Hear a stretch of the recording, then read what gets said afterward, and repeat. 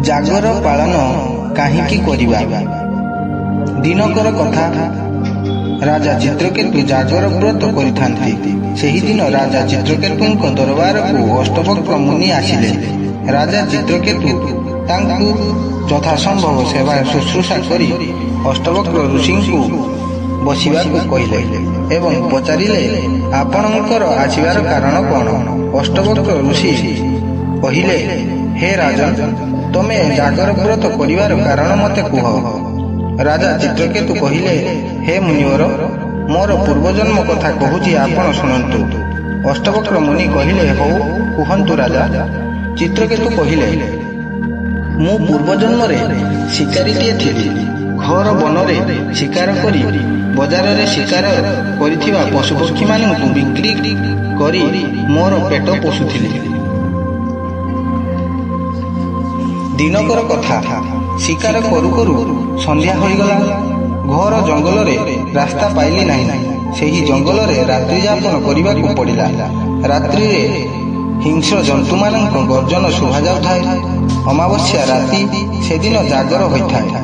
ସେଠାରେ ଗୋଟିଏ ବେଲବୃକ୍ଷ ଥିଲା। ସେହି ବେଲବୃକ୍ଷକୁ ଚଢ଼ିଗଲି। ମୋର ଘର କଥା ମନେ ପଡ଼ୁଥାଏ। ମୋର ପିଲାଛୁଆ ସ୍ତ୍ରୀ ନ ଖାଇ ଉପାସରେ ଥିବେ, ଏ କଥା ଭାବି ମୋତେ ବହୁତ ଦୁଃଖ ଲାଗିଲା ଏବଂ ମୁଁ ବହୁତ କାନ୍ଦିଲି ଏବଂ ନିଦ ନ ଲାଗିବା ପାଇଁ ବେଲପତ୍ର ଗୁଡ଼ିକୁ ଛିଣ୍ଡାଇ ତଳେ ପକାଉଥିଲି।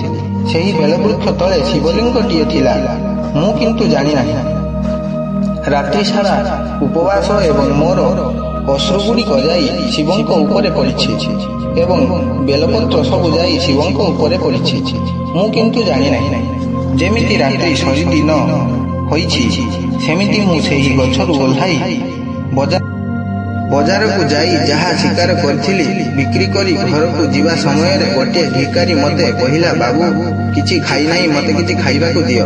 ସେଠି ମୁଁ ତାକୁ କିଛି ଆଣି ଖାଇବାକୁ ଦେଲି ଏବଂ ଘର ପାଇଁ କିଛି ଖାଇବା ଆଣି ଘରକୁ ଗଲି ଏବଂ ଘରକୁ ଯାଇ ସ୍ତ୍ରୀ ପିଲାମାନଙ୍କୁ ଖାଇବାକୁ ଦେଇ ଗାଧୋଇ ସାରି ମୁଁ କିଛି ଖାଇ ଶୋଇପଡ଼ିଲି। ଏମିତି ମୁଁ ଶିକାର କରୁଥାଏ, ମୋର ସଂସାରକୁ ଚଳାଉଥାଏ। ଯେତେବେଳେ ମୋର ଶେଷ ସମୟ ଆସିଲା, ମୋତେ ନେବା ପାଇଁ ଯମଦୂତ ଆସିଲେ। ଯମଦୂତମାନେ କହୁଥାନ୍ତି, ଏ ତ ବହୁତ ପାପ କରିଛି, ଜୀବନରେ ଭଲ କାମ କରିନି। ଏହାକୁ ନେଇ ଗଲେ ଯମରାଜା ବହୁତ ଦଣ୍ଡ ଦେବେ ଏବଂ ନର୍କ ଭୋଗ କରିବ। ଏହା କହୁ କହୁ ଶିବଦୂତ 2 ଜଣ ଆସି କହିଲେ, ହେ ଯମଦୂତ,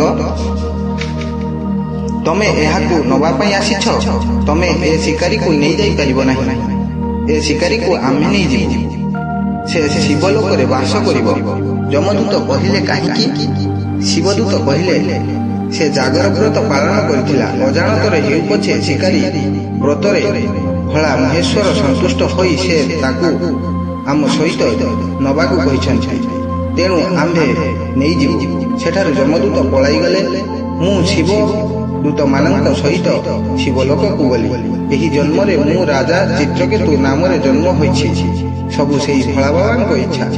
ସେଥିପାଇଁ ମୁଁ ଭୋଳା ବାବାଙ୍କର ଜାଗର ବ୍ରତ ପାଳନ କରେ। ହେ ଦର୍ଶକ ବନ୍ଧୁ, ଯଦି ଆପଣମାନେ ସବୁ ପାପରୁ ମୁକ୍ତି ପାଇବା ପାଇଁ ଚାହୁଁଥାନ୍ତି, ତାହେଲେ ଶିବଙ୍କ ଜାଗର ପାଳନ କରନ୍ତୁ ଏବଂ ଶିବଲୋକରେ ବାସ କରନ୍ତୁ।